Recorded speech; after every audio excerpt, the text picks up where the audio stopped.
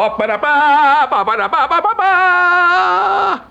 know I'm not one of your favorites. I'm not even welcome in your house. But I could use a little attention right now. Welcome back to Should You Watch This with the Popcorn Priest, a weekly podcast where movie enthusiasts, ex-movie theater projectionists, new and old friends take the time to talk about a movie that we just watched and answer that very question, should or shouldn't you watch this? The wager between heaven and hell is on earth, and it concludes right now.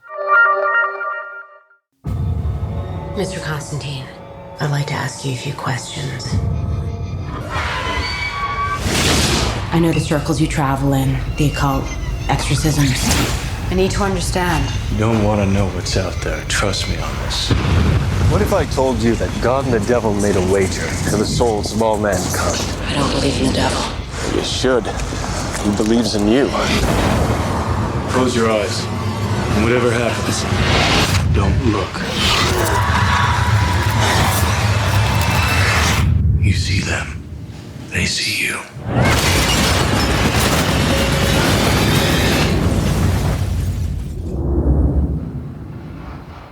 Do you always save the better trailer for the second Welcome to my life. Welcome to my life. Thanks for crapping on the payoff there. Sorry.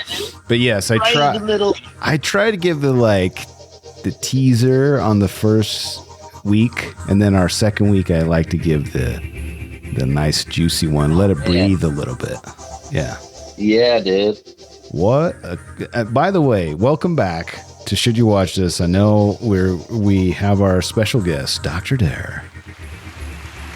Thank you. Thank you so much for watching this movie. Who's been on many, many, many podcasts now. A friend of the pod. We've done Alien and Predator Extravagance. We've done the Rambo films, all. Yep. So welcome back. And we're gonna do all the films in the Constantine series now. We will, yeah. There will be a second one. I'm pretty sure there will. Yeah. I hope so.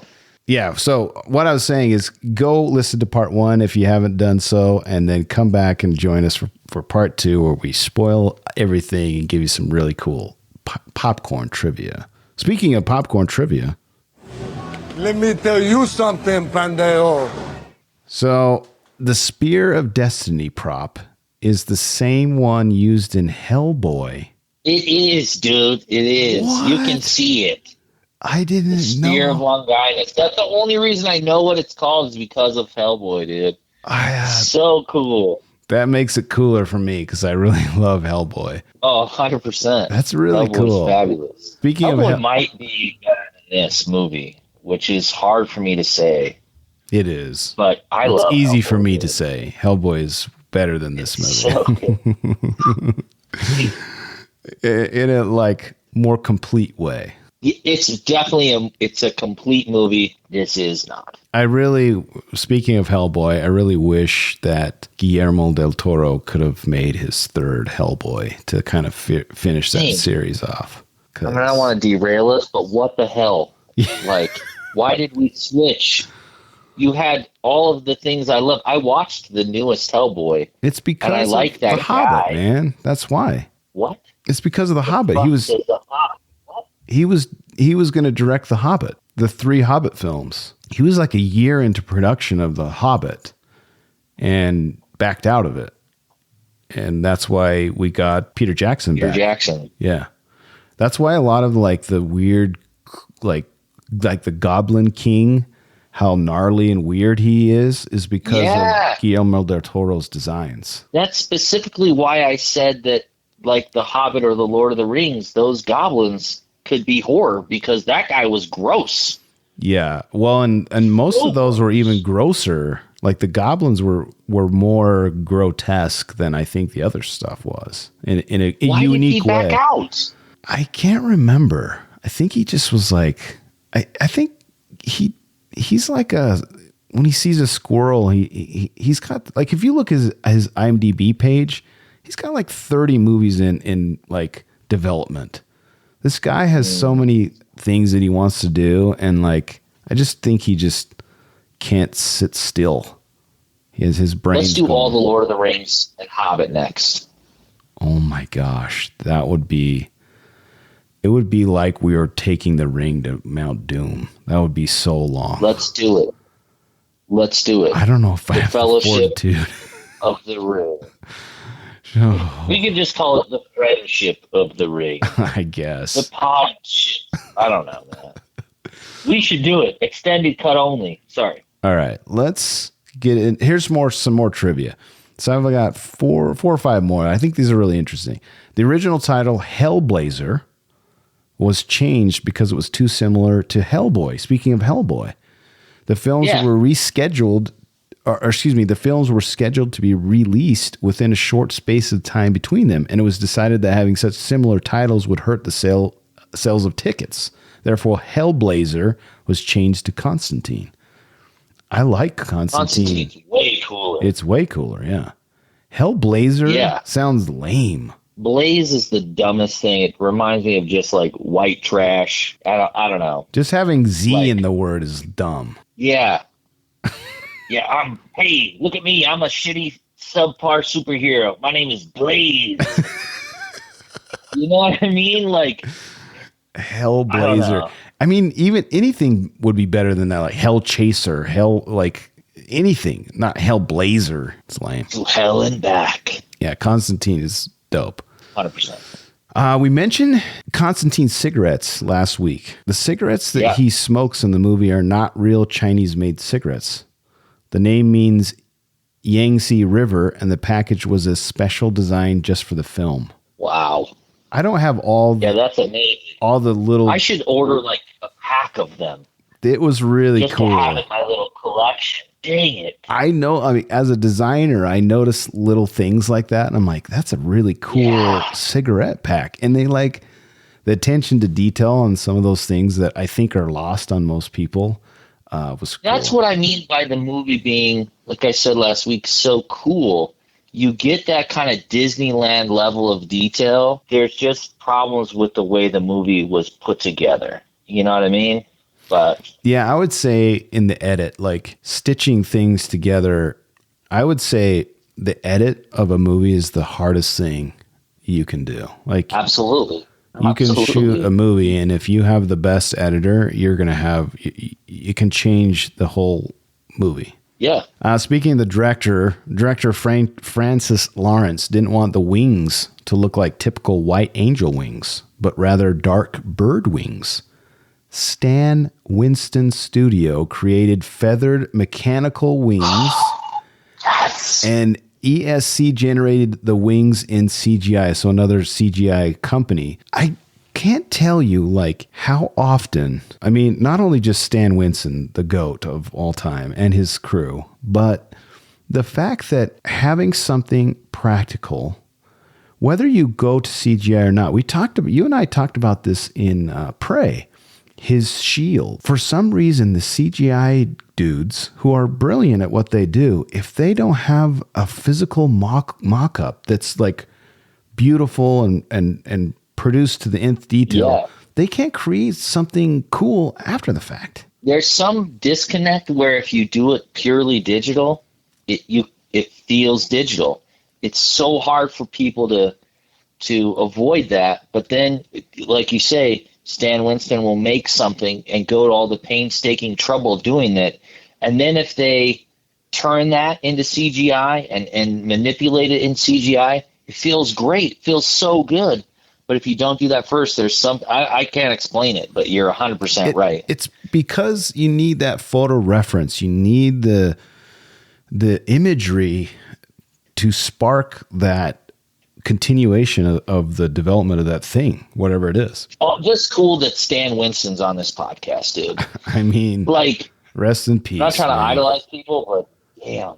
Yeah, I follow his studio, like the studio on Instagram, and I posted the other day that they were doing some like 20th anniversary of like Alien, something about Alien or Predator, and I just typed this long like comment just saying like, You guys create some of the coolest things that have been some of the best, warmest times of my life.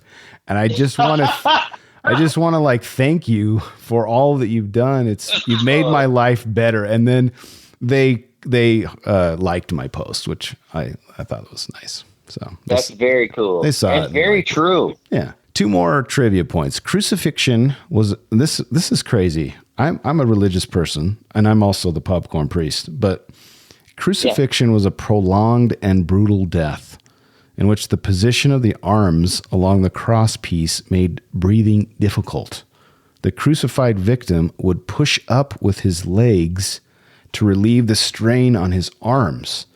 Then when he became exhausted, he would collapse again, and his breathing would once again become difficult. This is why many depictions of crucifixion show the victims with bent legs having collapsed. At the start of the movie, you can see a painting of the crucifixion in which a soldier has used the spear, which we talked about earlier, but there's also a man holding a long stick with a round end. This was used to break the victim's legs so that they could no longer push upwards and then die. What? So, hey, you're taking too long. And they also, when they pierced Christ's side, that was to basically keep him alive longer because there was pressure in his stomach. That is brutal, man. Yeah. Holy cow. I knew about the leg thing where you kind of lift up and all that, but I never heard of that this vicious, like, oh, I've got to move. You're just constantly like, and then, most people who were on crucified they were roped, they were tied to the cross. Obviously, Christ was nailed to the cross. So you got that added pain of like tearing of flesh and like, I mean. Oh man, you're standing on the tendons in your feet. That's gross. People of this earth are the worst people of all time. Dude, I don't know if I brought this up in another podcast, but when you have a zoo, they have a protocol for if all the animals escape. And they have they kill the animals in the zoo in a certain order. So what do you think the first animal that they have to put down if all the animals escape? If there's like a wide breakout of the zoo. Yeah. Yep. Chimps? The fucking chimps, bro. The fucking chimps. And that because they're just dicks, dude. They'll rip your face off. They're smart. They're not benevolent by nature, man. So yeah, I'm with you. Humans do some really despicable shit, and I think we need to go back to just living like the Native Americans, bro. Yeah. The OGs. That's I think how humans are fit and have evolved to live, and all of this stuff that we have just makes us worse. Yeah. Just makes us worse. Or how about we all just, if we're having a hard time, let's go watch a movie about demons and hell, but not really dwell on it. Just have a good time, okay? Jeez. Yeah, man. Sorry to get so dark, but I felt like we had to talk about it. In the original script, Father Hennessy was supposed to die of overeating and get thinner the more he eats. The script's death was inspired by a character in the first issue of Hellblazer who died in the same way. Can you imagine? That sounds so terrifying. I think the visual of the way he did die is cooler. It's a really cool way. I think that probably was much easier to do visually. Yeah. And more scary. Like he just can't get... Yeah, that would be... He's a beefy dude, so it would have been cool. But I think that would be so easy to screw up. And the way he did, I think about that a lot. I do too. It's so terrifying to me what happened to him. It's stuck with me since 2005, dude. If I go and I'm like looking in a convenience store and they have those things, I imagine that scene, dude. It freaked me the fuck out.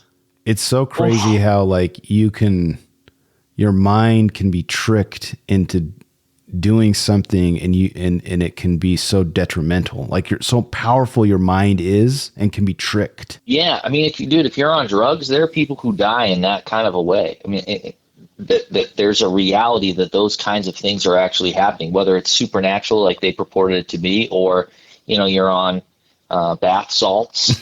You want to eat someone's face off. Really things that people can experience, man. That shit was really, quite a few things in this movie did that.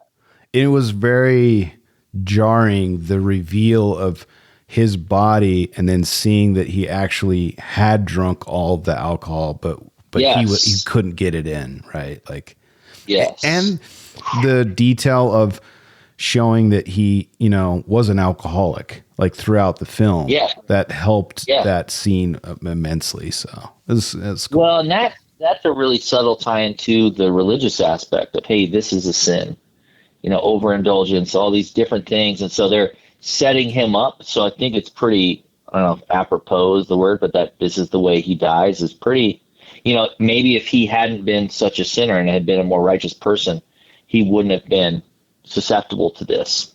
Yeah. So it was really interesting. It's funny, when I was doing the research, that character of the priest is an amalgam of 3 other characters in the comic book. Another instance of where they're like try to jam pack everything they could in this movie. But Constantine over the years in the comic books has people that help him along the way, but they all end up dying. And this was like, there was like a drunkard, there was a priest, and there was another guy that was like had a drug problem or something, and they all were like helpful to him. And they just kind of meshed that all into one character and gave him like a drinking problem. So it's cool. Oh, that is cool. It's time. Is that all the trivia? That's all the trivia. Oh, it's my favorite part. Where's the beef? Hey, where's the beef? All right, we got to get into beefs. Oh, can you be kind to me, please, here, Chris? The first 3 beefs are trivia beefs, and then I'll give you my personal beefs with the film. Okay. And I don't think I'm saying this guy's name right, but Peter Stormare, the guy who plays the Russian guy in John Wick and Satan. It's pencil. Pencil.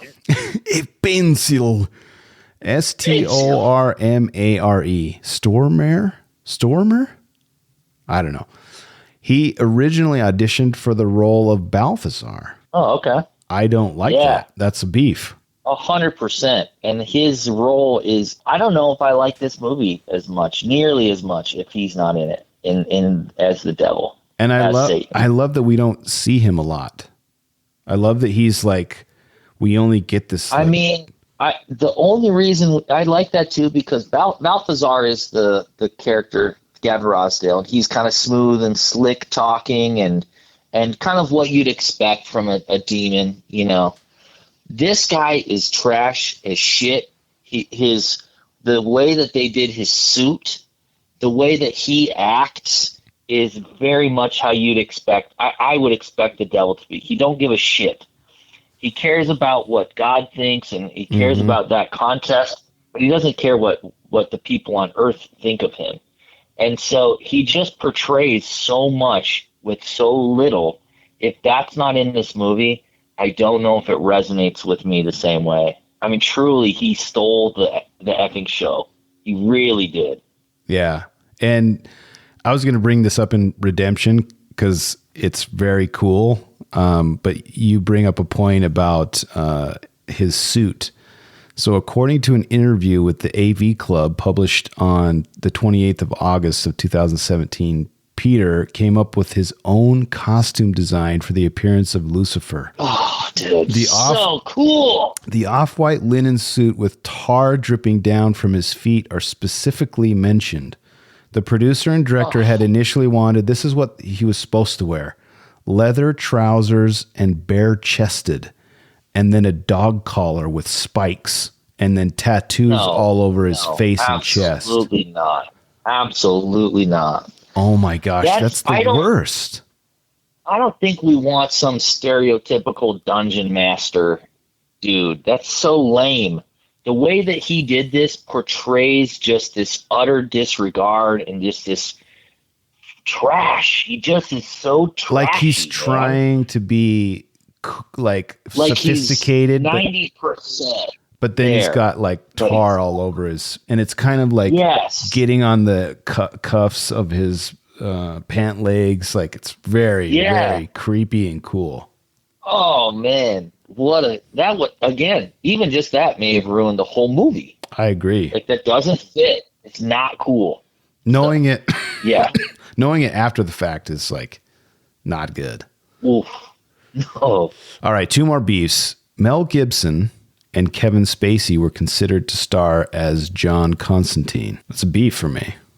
I also don't think that would have been good. No. Or are you saying you should have had them? No, I'm saying that's a beef that they were even considered for the role. Yeah. Again, they're going to steal the show. They're going to act really hard. I don't think you need that. You need this guy that's kind of like depressed, kind of doesn't care about himself, is just kind of, again, so fucking cool about it. And those guys are young. I think, Keanu Reeves, if you think he sucks at acting, I don't think he's the one that could have pulled this off. Those guys who are arguably better actors, I don't think would have done a good job. I can't picture them in that without the movie sucking. Here's another beef. The film is included on the film critic Roger Ebert's most hated list. What? Okay, Roger. I don't love this movie, but the most hated? No. This isn't a Razzie Award winning movie, dude. No. Like, there's a lot of redeeming qualities. Things that are not good. Again, the editing probably. The way it's cut together is not super coherent. And that's my beef. That's the one I'm going to end on with my beefs, and then you can tell me what yours are. But like, I don't want to compare this exactly with Suicide Squad, but the feeling I got with Suicide Squad was more extreme. But when I was watching that movie, I was like, oh, cool. This is so cool. And then all of a sudden it would jar me to something else. And then I'm like, oh no, I wanted more of that. And then by the time I'm like excited about what I'm watching, all of a sudden I'm pulled out of it and I'm in something else that's not great, or the transition wasn't great, or the editing wasn't great. For me, that's where I think I didn't enjoy it as much as I could have. I can't give this like a golden bucket, but I do like it. I think it's really good, but it would have pushed it over had there been some better editing. That's all. No, I think you're right. I have a hard time coming up with beefs outside of not getting a sequel sooner. I think one of the beefs of not, like, if we had the sequel within a couple of years, they could maybe they increased the editing. They have more people want to be involved because it was commercially successful, and so you have that. But I think you have a good chance of keeping the aesthetic and keeping the vibe of this movie intact.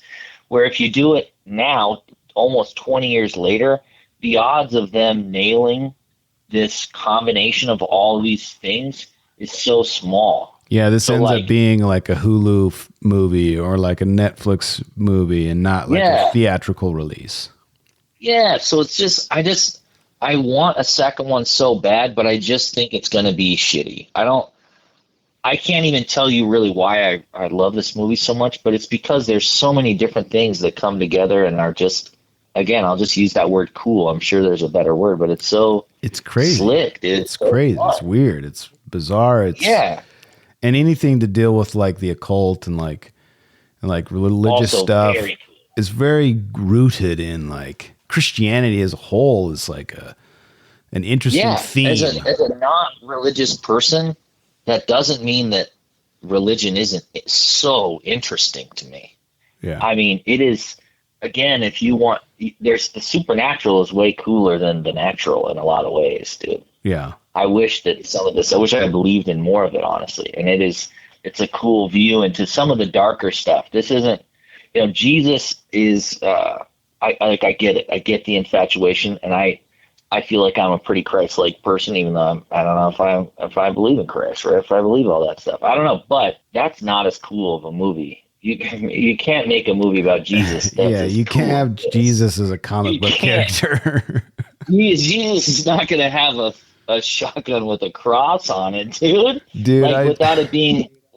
There's a trailer recently released of a new Jesus video game where you go around and it's like a third person, almost like a third person shooter, but you've got these Jesus hands like hovering in front of you and you go and like heal people.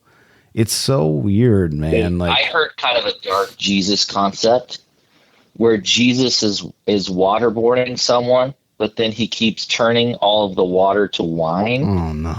Come on, man. I'm so sorry. But again, it's you can't watch that, dude. But this was cool. It didn't take you out of character to see all of this happening. Yeah. Sorry. And before we get into puzzles, to your point, I don't think they really I didn't feel offended as a Christian watching this. No. And there's a lot of things. No. I'm way more religious than you are. And I didn't feel like there's a lot of things that offends me, and this didn't offend me. Yeah. They were able to handle some really dark shit. I mean, suicide is not an uplifting topic. Yeah. But they did it in a way that is so intriguing and engaging. And the way that they had some of the good guys who are bad, the way that they portrayed the devil, the way that they did it was, I just don't know that they're going to be able to recreate that. I just can't see that happening. Yeah. And that's my beef is we're not going to get this. This movie can't be done again. This is the Tropic Thunder of, dude, of religious movies. I want to do Tropic Thunder. It's an amazing film. We can't ever have another Tropic Thunder. You can't make that movie again. That's much more than this. You could try this one at least. You can't even try that. And I'll eat my words. I hope they do make a Constantine too, because I'm in. I'm in for that. You want to see a simple Constantine? What? I'm just saying. Like Simple Jack? Yeah, no, I do not want to see that. No. All right, let's get into popcorn puzzles. A sphincter says what? What? A sphincter says what? What? Exactly. I know you're disappointed with the trivia, but I saved them for puzzles and redemption. So I'm redeeming myself here. So the tattoo on Constantine's arm is the alchemical, right? That's the word, alchemical. Alchemical. Like alchemy, the symbol of the Red King, which was worn by him for protection. It is the fire triangle with 3 radiating arrows below represents the perfect Red King, the sulfur of the philosophers. Whoa. I put that in popcorn puzzles because what the fuck is that mean? All of those things. I mean, I grew up super religious. I've never even heard of the Red King. What is that? Yeah, the sulfur of the philosophers and the perfect Red King. Is that from Dante's Inferno or something? Like, what is that from? I don't know. We got to research I this. kind of want to look it up now because it's so weird and like it's got to be rooted in something that I have no idea about. Yeah. Puzzle. Whoa. The Spear of Destiny is also known as the Spear of Longinus, which when I say Longinus, I feel like it's a dirty word. It sounds way worse if you say it Longinus. No, I think Longinus is much more dirty. Hey, You think so? I think your Longinus is showing. Oh man, I was gonna say you're looking very Longinus. Oh no, not as dirty as Longinus. You're Longinus. So, Excuse me. Didn't You're Longinus. someone win like an Olympic gold medal for Longinus? What's Longinus? Greg Longinus? Greg Longinus, dude. No. Yes. I think that's where they got the name from originally. Correct. The Spear of Greg Louganis was the name of the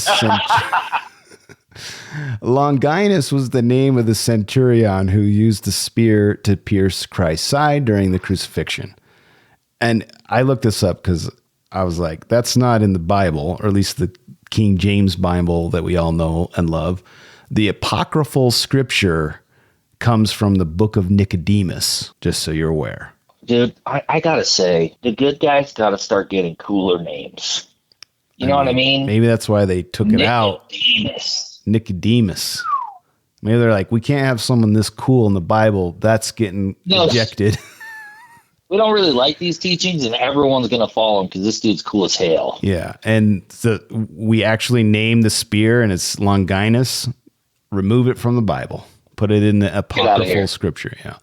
Can you read that? Could I go read the book of Nicodemus? You can.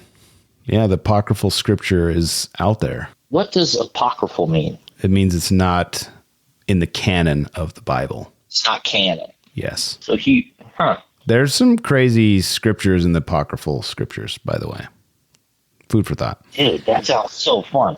Besides being addicted to smoking cigarettes, Constantine is seen drinking Ardbeg, an Islay single malt Scotch whiskey with a powerful smoky flavor. I put this in here for you because I am not an imbiber of alcohols. What is that? Ardbeg and Islay? What is Islay single malt Scotch whiskey? I can't even pronounce alcoholic terms very well. Yeah, like if you are really into Scotch and whiskey, then these all have meaning. And I don't drink very much anymore either, but I've had a couple of different whiskeys like that. This type of a whiskey has a really peaty taste. What does that mean? I mean, it's like really gross, honestly. Like it's super gross. Like peaty taste, dirt? But in a gross way. I don't know how to describe it. It's not good. But one thing is a lot of these things are imbibed, as you say, with like a cigar, and that makes that peaty taste more mild. And then you get these other notes of, vanilla or oak or whatever the hell it is. But yeah, that's a pretty hardcore, I had a buddy send me some one time. Is it like harder, like it'll get you wasted faster? It's not any stronger proof. Oh, okay. Normally. They just age it and they give it this kind of extreme end of these pretty gross flavors. Nice. I mean, honestly, I'm just not tough enough. I think maybe if you smoked every single day of your life, it would taste much better, truly. And when I've had cigars with that kind of, fancy Islay, single malt, it does make it taste better. All right. So there you have it. Yeah. Puzzle solved. I'm definitely not an expert, and I just don't drink very much anymore. So there you go. The original script had hell depicted as a black void with a floor covered in oil. I'm not sure what I would have liked more. So it's a puzzle for me. The hell that we got versus a dark black void with oil on the... It kind of reminds me of the place where Eleven goes in Stranger Things. With the water. With the water. That's what I was imagining too. Which is kind of cool. But I also really liked how they portrayed hell as this like... But like, how do you do that with all those creatures? Yeah, that's how hard. do you... That whole scene breaks down if you do it like that. You've got to do it. Maybe he's like sneaking around and then is sprinting and grabs it, you know. And, you can't hide. So maybe they can't crawl over things. I think to me, when I think of hell, I think of like that Old Testament fire and brimstone. And I like that. I like that everything kind of had that. I don't know what it's called. What you see when you're looking through heat. Oh, and it's like everything is kind of wavy, atmospheric, like blurry. Yeah, heat. Like everywhere you looked was so hot that it kind of had that. So I like the way they did it, but that's a cool idea. And maybe they would have just implemented it another way. It was like a mixture of like Terminator 2, atomic bomb blowing up with Sarah Connor blowing up, and like the upside down in Stranger Things. Yeah. It's like those things together. Yeah, like a yellow upside down mixed with Terminator. Yeah, that's super hot and can burn your skins. Yeah. Yeah. I liked it. I liked that scene a lot. Yeah. I like the way they portrayed what are those, demons, I guess? Yeah. Fallen. The Demigorgons. Yeah. Yeah. Yeah, that's why it's a puzzle. I don't know which one I would like better, but I'm glad they did what they did. Yeah. At around 4 minutes, the beginning of the scene where Constantine exorcises the demon from the young girl, there is a close-up of Constantine placing his lit cigarette on the side of a table. Get this. However, the director did not have a lens that could focus that tightly, so they created a fake cigarette the size of a cigar and shot it from a greater distance, creating the illusion of a normal cigarette. Whoa! I'm not kidding you. I know you'll think that I'm just saying this because I know the truth. But when he set that cigarette down, I was like, there's something going on here that's very cool that, again, no one, it's wasted on everyone. But they did this forced perspective of a giant cigarette. Yeah, dude. An oversized cigarette. So that's cool. Yeah. And that's cool because that's kind of an old school movie technique. Mm-hmm. You know what I mean? Like, who did The General? What's the silent film guy? What's wrong with me? Oh, Yeah. shoot. Charlie Chaplin. No. Like Charlie Chaplin, though. He did The General where he's like on the Buster Keaton, maybe? Oh, Buster Keaton. You're right. You're right. It's very Buster Keaton. Yeah. Very like 20s, 30s, 40s, like very cool shots like that all the time. So that's very neat. Yeah. All right. This is a puzzle because I didn't know this. And I'm a religious person. At around the 47-minute mark, in the lower right-hand corner of Isabel's toe tag, which is the sister of Rachel Weisz's character, there's the number 616. And while some people interpret the mark of the beast to be 666, others interpret it to be 616, hence its appearance on the toe tag. In the book of Revelation, the number of the beast is 636, which is 666. Did you know that the mark of the beast also was 616? I've never heard that in my life. I've never heard that, man. Weird. Never heard That's that. a puzzle for me. Why is it 616? Like, they just I don't know. reference where it's 666, but what? I don't know. That's so weird. That's why it's in puzzles. I don't get it. I don't understand. Yeah. I'd have to learn about it some more, which I don't want to. I'm safe with the 666. I'm okay with the devil's number being that. I don't need him to have another jersey. There's actually a lot of them out there. When he's playing for my team, he's got 666, on his jersey. 100%. All right. 100%. The last puzzle I have, this one's a little bit longer. It's about the Spear of Destiny. Again, we've talked about Longinus quite a bit. Mm-hmm. It's shown in the film as a fairly accurate facsimile of the historical artifact known as the Holy Lance. For centuries, the Holy Lance was believed to be the spear which killed Jesus on the cross, which we spoke about. But in shape and style, it is a fairly typical Carolingian winged lance. I probably said that wrong. Furthermore, a centurion standing guard at a crucifixion wouldn't have been carrying a cavalry lance, which is too long for easy use on foot, but instead the standard Roman infantry spear or javelin called a pilum. The Carolingian dynasty was a Frankish dynasty which ruled areas of France from the 7th century. In other words, at least 6 centuries too late for the time of Jesus. The lance was kept in collections of religious artifacts held by various empires and dynasties for several hundred years until it was acquired by the Nazis, hidden away during World War II, and almost lost to the world.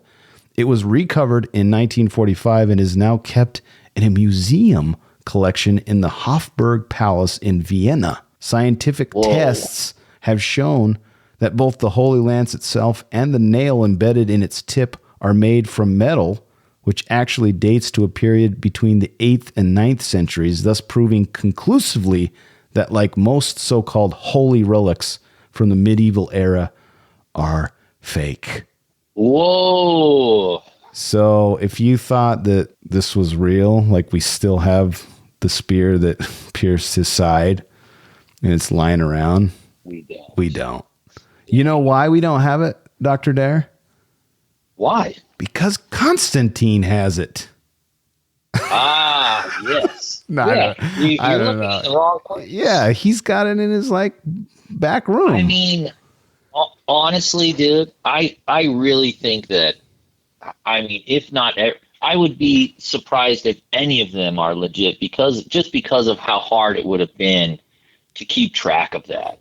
Yeah. Like the idea that anyone at the time of Christ's death would have understood how important that item would be is zero. Yeah. And then the fact that they knew it and like kept it safe for all, there's just no way. All the shrouds, all these things, I don't believe it. It's hard because I bet that for a time, some of these relics were handed down, but because we talked about this last week and this week, that the human race are a-holes.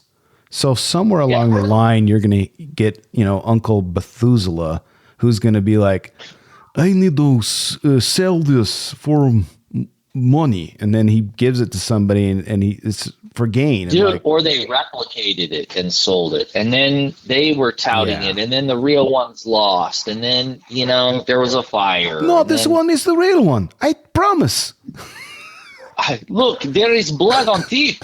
I got it here. This is the real one. 100%. Come on, and Joseph. I don't know that it really fits. Maybe in Catholicism it does, but at least not in the Christian religion I grew up in.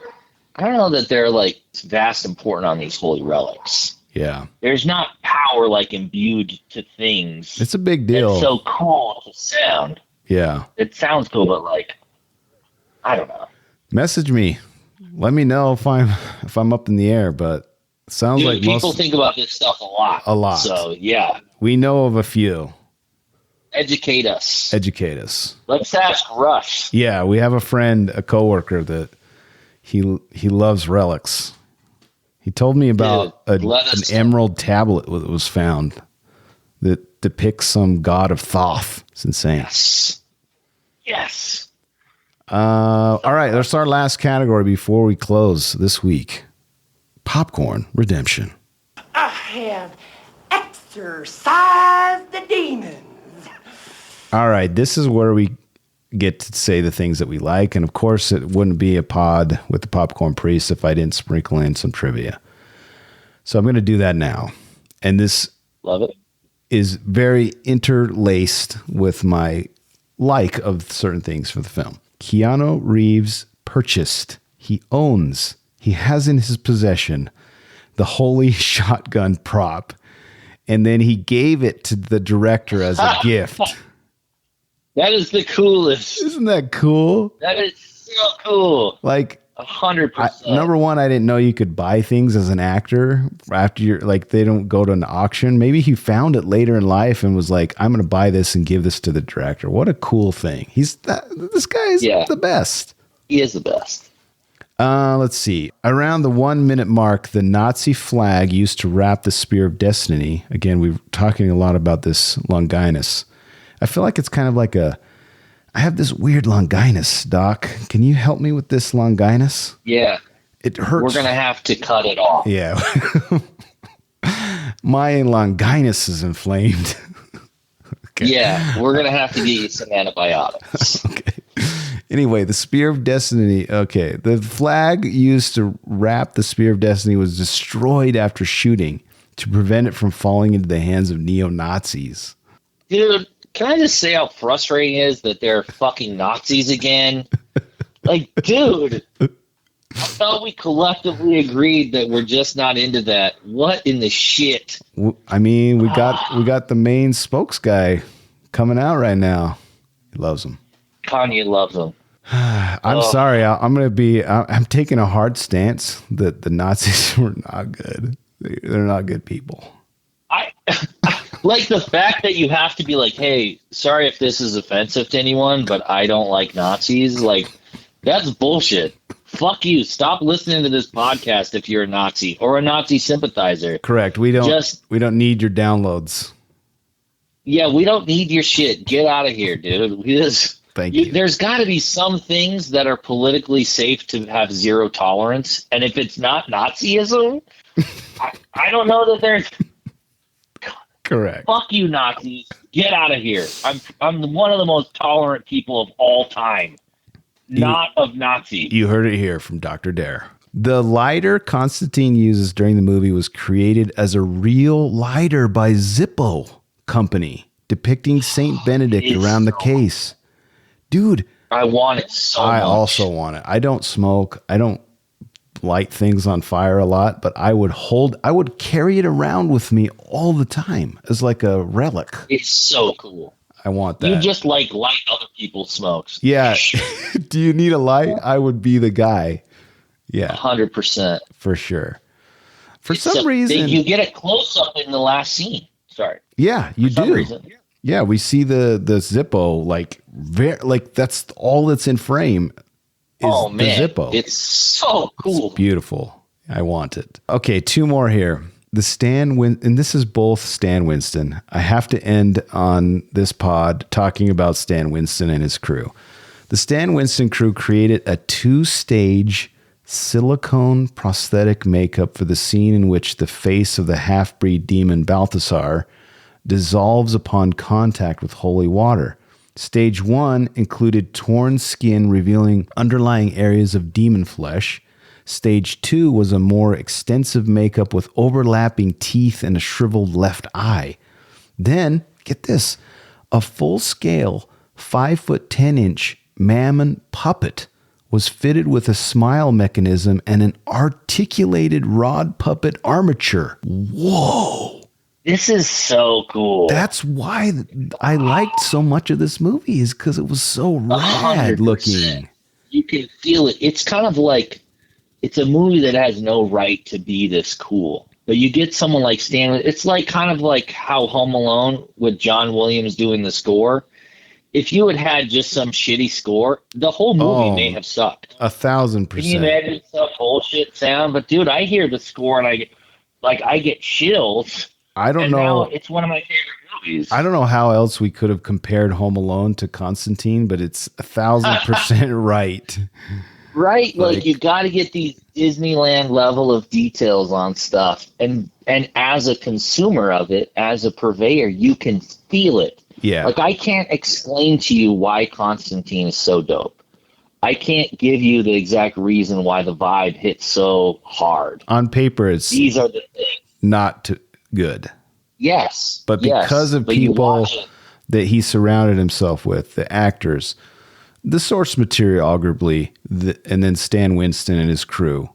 Maybe not the editor, but everybody else. Editing is helped by second watches because once you know what the story is, true, you're not watching it to know how it ends, and so the editing doesn't matter as much. Now you're watching it to see the characters interact. That's true. You're watching to see the gun. So on second watch, it's even better because who fucking cares how it's put together? I just want to watch it again. That's really true. I'm glad you brought that up because I was confused as a first time viewer and I didn't know anything about it and I didn't want to know anything about it. But if I would have had maybe like a 10-minute like breakdown of, hey, this is what you're going to see, like a synopsis, I might have liked it better. You're right. Well, I think it's cool to do it without, because look at what you've noticed without having any of that. Sometimes being told can make it harder to realize inside your mind. But I think on second watch, I'd say go watch it again. You'll like it more because all of this stuff that you love and maybe you didn't know why, you get to see again and you fall in love with it a little more. And again, the story, I know what happens at the end and I'm excited to see it, but I don't care that it's disjointed. I just want to see this cool shit.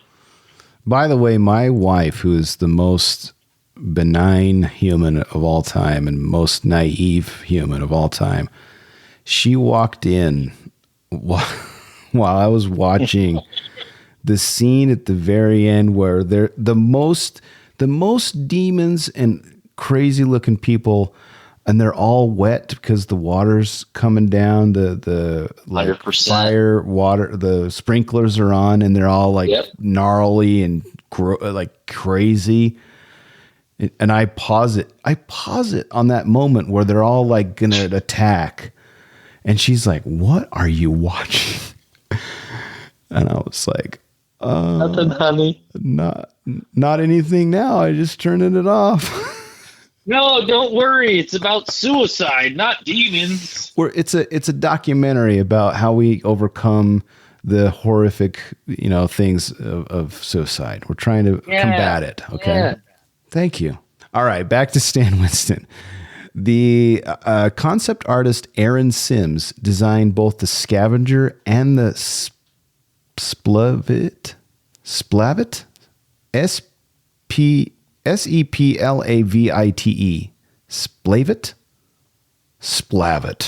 Splavit demons in the computer. Seplavite? Seplavite. Yes. So there's two demons, the Scavenger. I don't know the difference between the two because I only saw the one with the head kind of cut off. That's the only one I remember, and they kept calling those the soldier ones. What about the one with all the crabs that he fights pretty early on the road? I feel like he's like a mini boss. Yeah. You got the NPCs, which are the soldier demons, and then you've got the mini bosses, and then you got Satan as the main boss. He's not there to kill the bad guy, but maybe wound him or use up some. He doesn't have the cloth now. Less heals. To use up the resources, less heal, so that it's harder for him to fight the boss. Correct. He's just there to tire him out. Yeah, I don't know who the Seplavites are, but anyway, those two were designed by Aaron Sims. The designs were then realized in the real world as computer milled sculptures. Although the flying Seplavites would be brought to life via CGI, the Scavenger demon was a fully articulated puppet with radio-controlled face, jaw mechanisms, and cable-controlled fingers operated by 6 puppeteers. Again, I'm saying this for the millionth time. The reason why those CGI characters are so cool is because they're based in something that some guy sculpted from his hands, from his mind, and made articulate so they could see how it moved in real world experience. I think a lot of this, when you have to do something practically, it's going to make you think about it and solve problems that you don't have to solve, and solving those things that you wouldn't even notice if you did it purely digitally make it better. So doing things the hard way sometimes, or almost all the time, makes it a more fully fleshed character, because they're like, well, this doesn't look right, this doesn't do it, but you don't see that, and so they have to overcome these obstacles doing it practically, and then that makes it better even if you turn it digital after that point.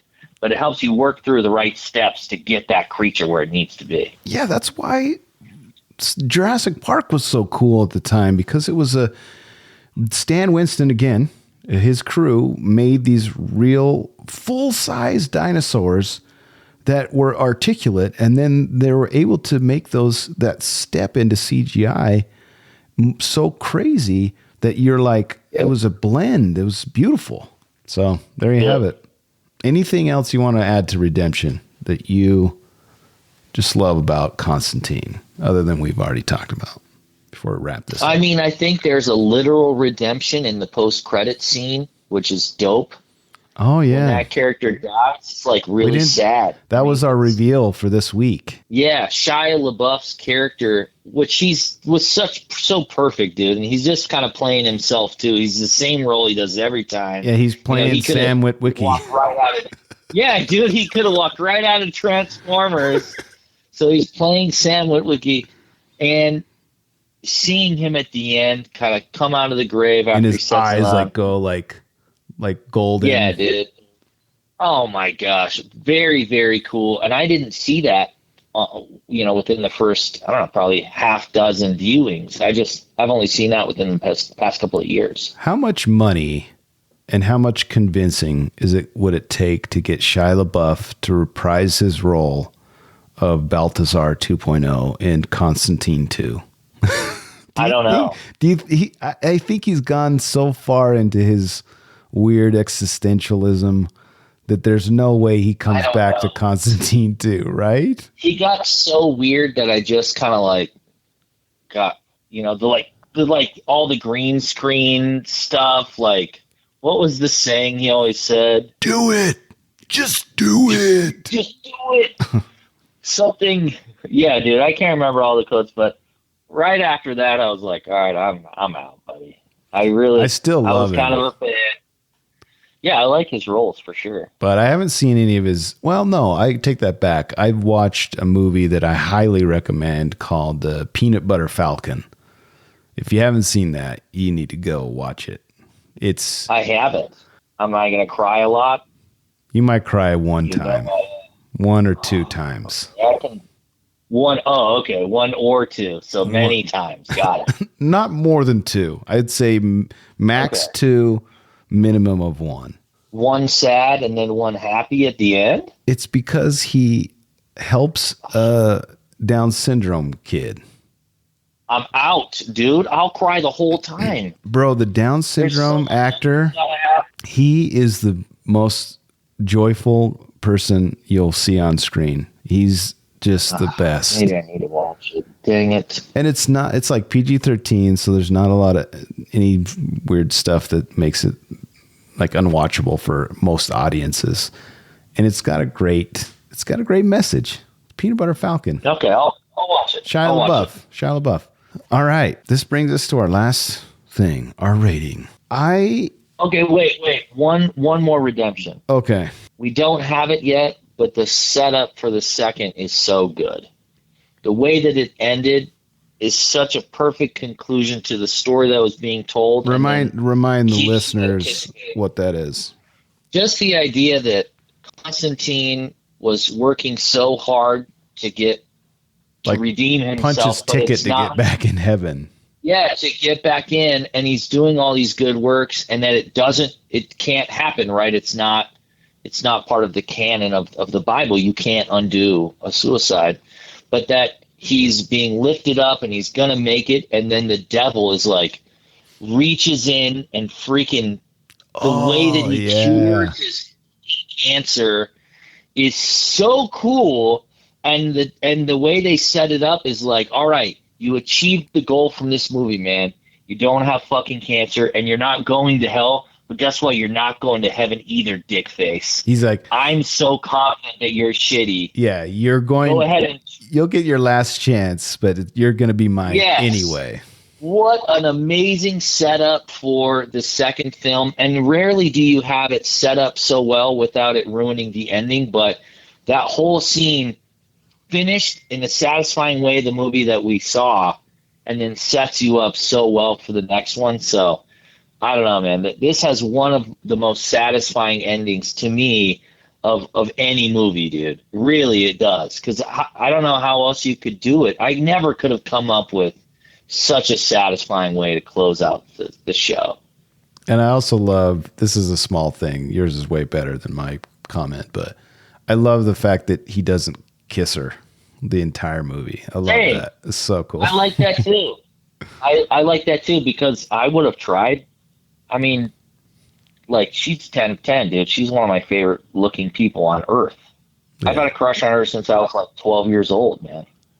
And it reminds me of another scene in Big Trouble in Little China when Kurt Russell at the very end, that Kim Cattrall's character is like this eager for a kiss, and he's just like, well, see you guys later. Yep. No, dude, it is a great ending. Yeah, I love that he doesn't kiss her at the end. So it's really good. Well, we did it. We reviewed Constantine. It took a while. It took what? Like, at the pod, I'm just happy you watched this freaking movie. 17 years for the priest to review Constantine. If you'll have me on other pods, I may see if you like the movie more. I think this one is really sneaky and will grow on you. All right. Like, you watch it and you're like, okay. But the longer you go, the more you want to watch it again and the more you like it. I think that's the perfect cult film. You know what I mean? Let's see if you can find any more of those. Yeah. Oh, I didn't get my rating. I want to give this a large bucket. So 4 out of 5 stars. Large bucket of popcorn. Yeah. I don't know how to rate it either, because it's one of my favorite shows. Like, I've watched it so many times, and I can go back to it like a bowl of tomato soup and a cheese sandwich. Dude, you always give me crap about like giving too many golden buckets. Yeah. It sounds like you want to give this a golden bucket. I don't know if I can. I mean, because you like it so much. I love this movie. Yeah, I love this. You like it more than me. I'll give it a golden bucket, bro. Because, dude, I could watch it. I would pick this to watch over a lot better movies, right? And golden so, from bucket. a subjective standpoint, golden bucket, dude. All right. Like, I'm not going to argue the critical, the things that the critics said. A lot of them are super true. I just don't give a shit. That's not why you go to the movies. I don't go to the movies to admire cinematography if it doesn't make me feel something, if I don't enjoy it. Just because it was technically good doesn't mean that I enjoyed it. And I just enjoy the shit out of this film. Yeah, cinematography for cinematography's sake is not enough. Yeah, like, do you know how many times I've wanted to or even thought about rewatching The Revenant? 0 times. Yeah, and that was... Is that a better movie? Absolutely. Yeah. It was insane, dude. I'm so happy I watched it one time. I'll never need to watch it again. And those are great movies, but I'd watch this 10 of 10 times over that one. And that's why you watch movies, man. Yeah. I love it. I love that's how we're going to end. That's it for this week. But I am with you always. Look for me in the cloud with Shia LaBeouf as Balthasar at Popcorn Priest. I love movies and would love it if you'd share the love. Share this with the movie lover in your life. Another way to support the show is by throwing a few shekels at the priest. Visit patreon.com/popcorn priest for details. If you made it this far, and that's a feat, go give us a 5-star review on Spotify or Apple Podcasts. If you haven't turned us off yet, please go give us a review. I command thee. Constantine would want you to give us a review. Otherwise he's going to shoot you with the shotgun. Yeah.